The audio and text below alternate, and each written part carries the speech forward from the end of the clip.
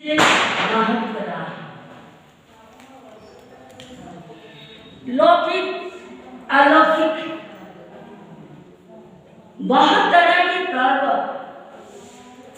चतुर्मास जब से प्रारंभ हुआ, लगातार पर्व अपने संग ऐसे जुड़ते आए जिसमें आध्यात्मिक और लौकिक। इसी परंपरा में दीपावली पर्व से जुड़ा हुआ है। आज का पर्व का नाम है भाई दूज, भाई टीका, और इसको यम द्वितीया भी बोलते हैं। जैन दर्शन में बहुत इसका प्रभाव रहा है, महत्व रहा है। इसकी अलग ही गरिमा है, अलग ही महिमा है। कैसे? कल आप लोगों ने सुना था धनतेरस क्यों मनाई जाती है, कब से ये परंपरा चलती आई, रूप चौदस कब से मनाई जाने लगी, ये परंपरा कहाँ से चली आई। दीपावली, दीपमाला, जिसे दिया क्या कहते, दिया जलाना, दीपक जलाना, ये परंपरा कहाँ से आई। प्रत्येक दर्शन में दीपावली का महत्व, और उसके बाद एकम में क्या होता है, कल मैंने बोला था गौतम स्वामी का केवल ज्ञान होना, महावीर को निर्वाण को प्राप्त होना, यह आप लोगों ने सुना।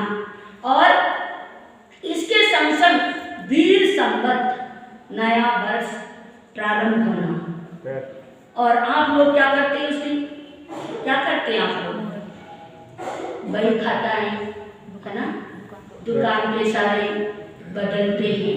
पहले के जमाने में तो पूरी सफाई करते थे, अब भी करते हैं आप लोग, पर वो आपके जो पहले तो पेन से आपको पेन से लिखते हो, पहले कलम से लिखा करते थे।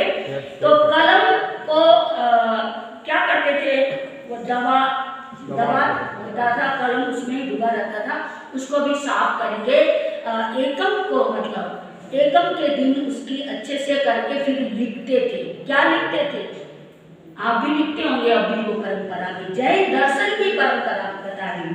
क्या लिखते थे, गौतम स्वामी जैसी क्या, जल्दी बोल रहे आप लोग, और सारिभद्र जैसे, हाँ है ना, और भरत जैसी पदवी, ये लिखते होंगे लोग, कहीं ये भी लिखते, होशियार होते हैं आपके मेवाड़ के लोग। और बाहुबली जैसी नहीं मालूम, शक्ति, हाँ मंत्री जी जाते शक्ति। तो ये चीजें लिखा करते थे, अब एक फैशन सा हो गया है ना, वो ऐसे शुभ माना जाता था कि आज के दिन वीर संवत प्रारंभ हो गया है, तो ऐसे बड़े विधि के संग हर काम विधि से हुआ करता था, तभी तो संस्कार संस्कृत जीवंत रहते। तो आज है भैया दूज, भैया दूज में पूरा हिंदू धर्म, पूरा जैन धर्म, पूरा बौद्ध धर्म इसको मानता है, पर जैन धर्म में विशेष महत्व है, इसकी महिमा, इसकी गरिमा अलग ही है। कैसे अलग है, आइए प्रकाश डालते, पहले जैन दर्शन का, फिर हिंदू धर्म का। जैन धर्म में उल्लेख आता है, प्रभु महावीर चले गए, कहाँ गए, कल मनाया था ना हमने निर्वाण महोत्सव, प्रभु चले गए, 2 दिन हो गए, सबसे ज्यादा कौन गया, हाँ गौतम, बस, और कोई नहीं गया। सबसे ज्यादा प्रभु चले गए, तो कष्ट किसको हुआ, सबसे ज्यादा आंखों से पानी सबसे ज्यादा किसके यहाँ से निकले, किसके आंखों से ज्यादा पानी निकले, नहीं मालूम ना आपको, सबसे ज्यादा नंदीवर्धन कितना रोए, वो कितना एक बच्चे की तरह 2 दिन तक रोते ही रहे। इतना रोए, उन्हें किसी चीज की कमी नहीं थी। राजा के राजमहल था, अथाह साम्राज्य था उनके पास, सब कुछ था, और इतना रोए। क्यों रोए? क्योंकि भाई से वो बहुत प्रेम करते थे और लगता था चलो भले ये मुनि बन गए, भले ये तपस्वी बन गए, पर मिलने तो जाते हैं ना। और अंदर ये मेरा भाई है, पर आज मेरा एक भाई था वो भी चला गया। तो नंदीवर्धन गौतम स्वामी तो संभल गए, कुछ ही क्षण वो भाव विभोर हो गए, इतने इमोशनल हो गए, इतने भावुक हो गए, जो कुछ समय तो वो बहुत बच्चे की तरह विलाप करने लगे, जैसे छोटा बच्चा रोता है ऐसे रोने लगे। मुझे गोयम करके कौन पुकारेगा, मेरी गलतियां कौन माफ करेगा, मेरी कमजोरी को कौन देखेगा, ऐसे चिल्ला चिल्ला के एकदम विलप के रोने लगे।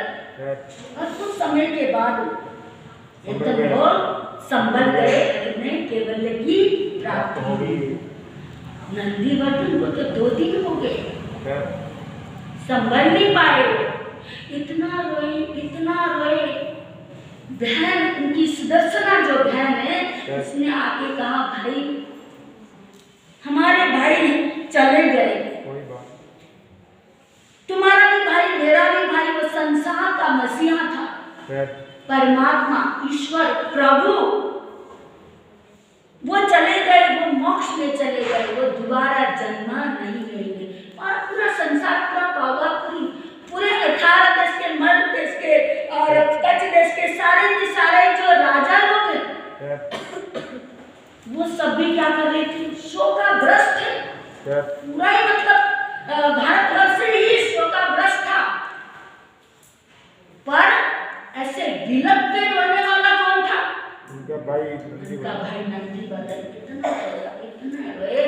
बहन ने आके समझाया, भाई वो सबका ही मसीहा, सबका ईश्वर, सबका ही प्रभु, और तेरा भी भाई मेरा भी भाई, उसके लिए तुम इतना आर्द्र ध्यान मत करो, ज्यादा रोने से कर्मों का बंध होता है। प्रभु महावीर ने कहा है संसार का बीज ही क्या है? रागाय दोषाय वीतम वीरम, राग और द्वेष ही ये संसार में रुलाने वाले, संसार में भटकाने वाले। तुम इतना रागग्रस्त मत हो। समझाया, समझाते बहन ने, क्योंकि 2 दिन से उन्होंने अन्न पानी कुछ भी ग्रहण नहीं, पहले से वो 13, 14 अमावस एकम, आज कितने दिन हो गए, कितने दिनों से उन्होंने अन्न जल कुछ भी ग्रहण नहीं किया था। तो बहन ने बहुत समझाया और तरह तरह के खाने के लिए कुछ वस्तुएं अपने घर ही उसने तैयार किया, और वो पकवान लाके अपने भाई को प्रेम से उसने खिलाया, समझा के। तो समझाने से संभल गए, लेकिन जो कष्ट नंदीवर्धन को हुआ, जो रोना ज्यादा नंदीवर्धन को हुआ, इतना और किसी को नहीं हुआ। दुखी तो सभी हुए, हम भी दुखी होते हैं, हमने उनको देखा नहीं, तभी हमारा मन कितना खराब होता है। कल तो आप लोगों ने देखा ना, कितना मन हमारा भी दुखी होता है। पर जो अत्यंत दुखी हुए तो कौन हुए? नंदीवर्धन हुए। और बहन ने उसको अच्छे से प्रेम से समझा के भोजन मतलब पारना करवाया नंदीवर्धन जी का। उसके सुदर्शना नाम की बहन ने पारना कराया और उसको प्रेम से समझाया, वो हमारा भाई मोक्ष में चला गया, अब दोबारा उसका जन्म मरण नहीं होगा, अब इस संसार के दुखों के खान में दोबारा नहीं लौटेगा। हमें तो खुशियां मनानी चाहिए और हमें यही प्रार्थना करना चाहिए कि भाई के पद चिन्हों में चल के हम भी संसार को बेटा इस संसार सागर से पार हो जाए। हमें ऐसा विचार लाना चाहिए, और जितना हम विचार अच्छे लाएंगे उतने ही हमारे कर्म हमसे छूटते जाएंगे, और कर्म छूटेंगे तो एक नए दिन हमें भी मोक्ष प्राप्त होगा। नहीं तो मालूम है कितने जन्म चले गए, कितने जन्म चले गए, फिर भी हम वहीं के वहीं पड़े हैं। कितने अनंत तीर्थंकर हो गए, हमारा कल्याण नहीं हुआ। हम कितने अबोध होंगे।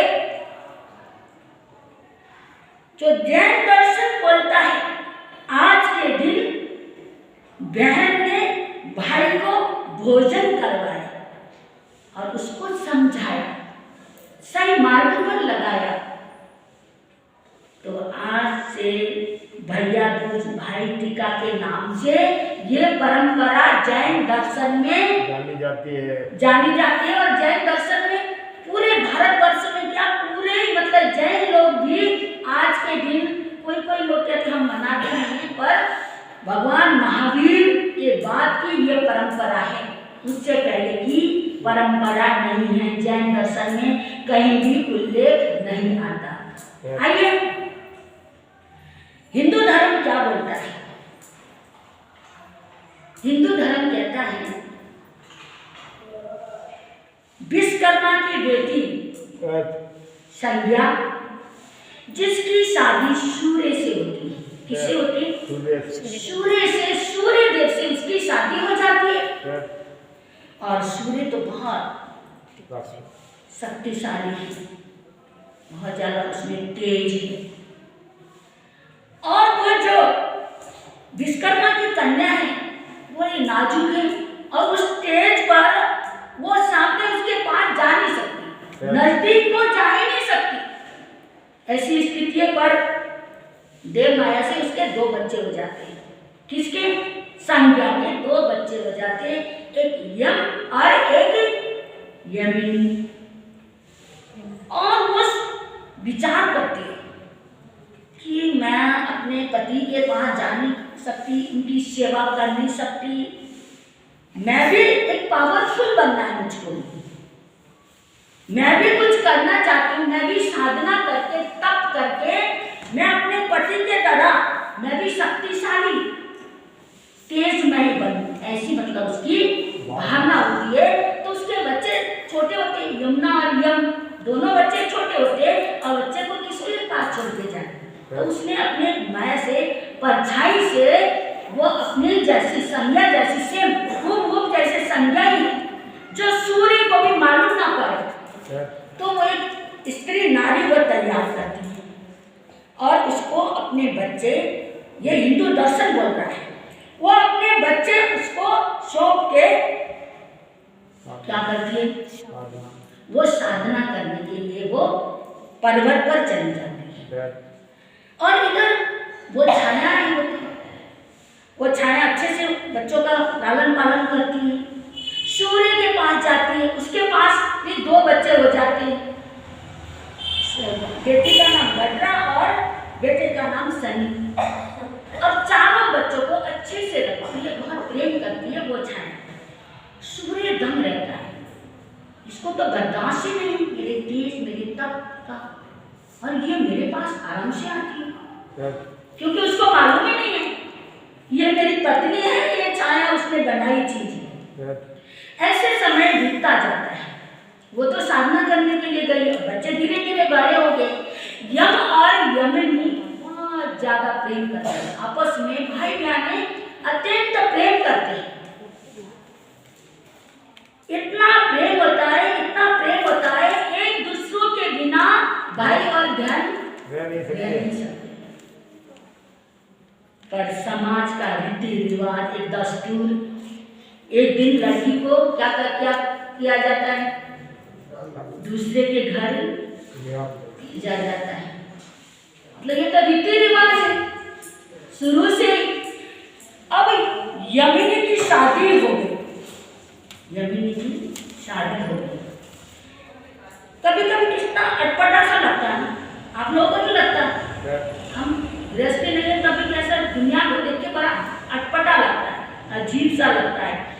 देखो, लड़की होती है, उसके अच्छे से परवरिश किया जाता है, फिर उसके पढ़ाई, अच्छे एजुकेशन सब दे के फिर उस बच्चे को किसी दूसरे को सौंप दिया जाता है, किसी अनजान का, है ना? मतलब कितना अजीब, मतलब ये संसार का ये रीति रिवाज, ये दस्तूर, और फिर उस घर से उसको कितना अजीब लगता है, वही घर, वही आंगन, वही गली, वही बाजार, वही सब कुछ, वही उससे वहां से दूरियां पैदा होती है, फिर वो अपना घर नहीं रहता, उसका घर दूसरा हो जाता है।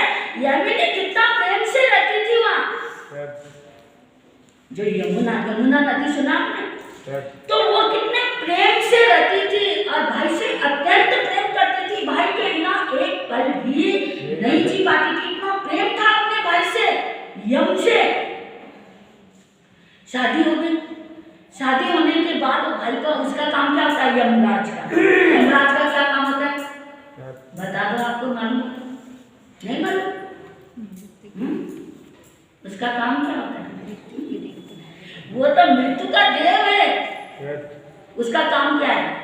कर्म दंड देना, जैसा जो कर्म करता है वैसे ही उसको दंड देना, उसका काम। इतना अस्त व्यस्त हो गया, बहन की तो शादी हो गई, विदाई हो गई, चली गई अपने ससुराल, पर यमराज को इतना अस्त व्यस्त हो गया, इतना काम धंधा, क्योंकि हर रोज का ही है उसका, तो हर रोज का ही काम है ना, तो ध्यान बहुत याद करती है अपने भाई को, भले ही उसकी शादी हो गई, वहाँ सुख सुविधाएं सब कुछ है, पर वो बहुत ज्यादा इतना याद करती है, हर रोज याद करती है, संदेश भेजती है, पत्र लिखती है, इतना करती है, पर भाई को तो फुर्सत ही नहीं मिलता, इतना करते करते उसको फुर्सत ही नहीं है। तो एक दिन ना अचानक उसके मन में आता है कि मुझे हम बचपन में कैसे खेला करते थे, संग रहते थे, और एक दूसरे के बिना हम रह नहीं पाते थे। आज उसकी शादी हो गई, वर्षों हो गए, पर मैं अपने बहन के पास एक बार भी नहीं गया। मेरी बहन मुझे कितना याद करती है, कितना बुलाती है, मुझे जाना चाहिए। तो एक दिन इसके मन में आता है, और अचानक ही, जैसे आप लोग भी जाते हो ना, अचानक ही सरप्राइज देते हो कहीं जाते हो, अचानक ही बहन के द्वार पे जाके खड़ा हो जाता है। कौन? यमराज। उसको पहचानने में देर नहीं लगती, और देख के एकदम खुश हो जाती है, एकदम प्रसन्न होती है, इतना प्रसन्न होती है, खुशी का कोई ठिकाना नहीं रहता, बहुत प्रसन्न होती है। भाई को अंदर लाती है, बहुत सम्मान देती है, प्रेम देती है, और उसको अच्छे अच्छे पकवान, अच्छे अच्छे मतलब खाने की सामग्रियाँ तैयार करती है, और भाई को बहुत प्रेम से खिलाती, इतना प्रेम से खिलाती, इतना प्रेम से खिलाती है, खाते खाते इतना भावुक हो जाता है भाई, और कहती है बहन कुछ भी मांग आज मुझसे। क्या बोलती? कुछ भी मांगो। उसने कहा कुछ भी मांग। बहन कहती है भैया यदि आप मुझे देना चाहते हो तो आज के दिन, आज क्या है? यम रीति है, आज क्या है?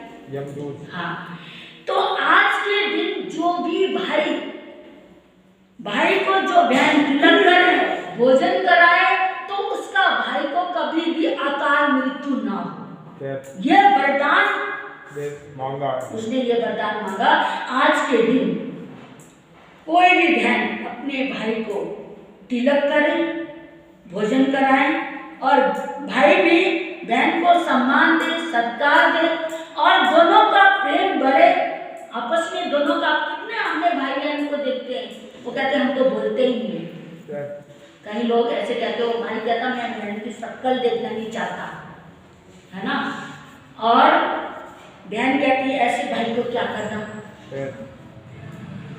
ऐसे ऐसे परिवार है आज संसार में। वास्तव में भाई बहन के ये जो त्योहार आते हैं, जो पर्व आते हैं, ये किस लिए आते हैं? ये रिश्तों को जीवंत रखने के लिए, रिश्ते के मायने को पहचानने के लिए। ये पुरानी परंपरा है और पुरानी, बहुत पुरानी संस्कृति है, पर आज तो हर चीज में स्वार्थ भरा हुआ है। भाई बहन के रिश्ते में भी स्वार्थ है। कोई ऐसा रिश्ता नहीं है जिसमें स्वार्थ न हो। एक गुरु और शिष्य के रिश्ते में स्वार्थ नहीं है। बाकी जितने भी ये संसार में रिश्ते हैं सब रिश्ते में स्वार्थ भरा हुआ है, निस्वार्थ प्रेम नहीं है। जो निस्वार्थ प्रेम होता है वो प्रेम में क्या होता है, जो निस्वार्थ हम प्रेम करते हैं किसी से तो वहां पर स्वार्थ तो होता ही नहीं, उसमें समर्पण होता है, उसमें करुणा, दया, प्रेम ये चीज होते हैं। तो उसने कहा भैया आप देना चाहते हो तो आज के दिन जो भी बहन अपने भाई के तिलक करने के लिए जाए और तिलक करे तो उस भाई का कभी क्या न हो, अकाल मौत ना हो, ऐसा वर मांगा, ऐसा बोला है हिंदू दर्शन में। और कुछ लोग तो आज के दिन यमुना में जाके स्नान करते हैं भाई बहन की खुशी के लिए, रिद्धि सिद्धि समृद्धि के लिए, आत्मीयता बढ़ने के लिए प्रार्थना करते हैं, मंगल गीत गाया करते हैं, वहां जाके स्नान करते हैं। पुराण में एक उल्लेख आता है, नरकासुर नाम का एक राजा हुआ, बहुत प्राचीन युग, भगवान महावीर स्वामी से पहले का, ये पुराणों का कथन मैं आपको बता रही हूँ। नरकासुर नाम का ऐसा मतलब राजा बहुत अत्याचारी, बहुत ज्यादा मतलब ऐसा अत्याचारी, मतलब वो किसी कन्या को भी नहीं छोड़ता था। तो 16,000 कन्याओं को उसने वध कर दिया। किसने? नरकासुर। ये पुराणों की बात बता रही हूँ। तो 16,000 कन्याएं किसे कहते हैं? राजकुमार ने उसको बंद कर दिया और उसने बहुत तराई मचाई, बहुत अत्याचार करा। सब जनता लोग सब डरने लगे। तो डरते डरते द्वारिका पहुंच गए। द्वारिका गए और कृष्णा वासुदेव से मतलब उन्होंने अनुनय विनय करे, क्योंकि वो शक्तिशाली थे, मायावी थे। तो उन्होंने सबने कहा भाई आप इन कन्याओं को बचाओ, इनकी इज्जत को बचाओ। इसने तो पूरा तहस नहस कर दिया, इसने तूफान मचा दिया। तो कृष्ण वासुदेव ने उसको नरकासुर को क्या करा? वध किया। ये 14 को पकड़ा, उसको अमावस वाले दिन उसको वध कर दिया। और आज के दिन उन कन्याओं ने सबको प्रीति भोज रखा, सबको भोजन करवाया, सबको मतलब उन्होंने कहा कि आप लोगों ने हमारी इज्जत बचाई, हमें जो बंदी गृहों से मुक्त किया। तो आज सबके सब हमारे लिए पूजनीय हैं, आदरणीय हैं, सब मेरे भाई हैं, माता पिता हैं। तो उन सारे राज कन्याएं जो थी उन्होंने सबको आशीर्वाद दिया, मंगल गीत गाए, अपने उन सब लोगों के लिए मंगल गीत गाए और सबके लिए रिद्धि सिद्धि समृद्धि के लिए उन्होंने उनको आशीर्वाद दिया। तो तब से भी क्या मनाया जाता है? ये भाई दूज मनाई जाती है। तो ये पर्व बहुत अद्भुत पर्व है। इस पर्व को हम समझें तो है, ना समझे तो नहीं है। तो आज सबसे सौभाग्यशाली दिन मान रही है जब से चतुर्मास बैठा। वैसे तो कोई न कोई आता रहा, पर आगरा से श्रावक रतन जिनेंद्र कुमार जैन आपके इस भागसरा नगरी में पहुंचे। अत्यंत सौभाग्य का दिन है आज मेरे लिए तो विशेष। अपने सुपुत्र मनीष कुमार जैन और उनका पोता, इसको तो हम क्या बोलते हैं, मतलब नाम भी भूल गए, संस्कार जैन, और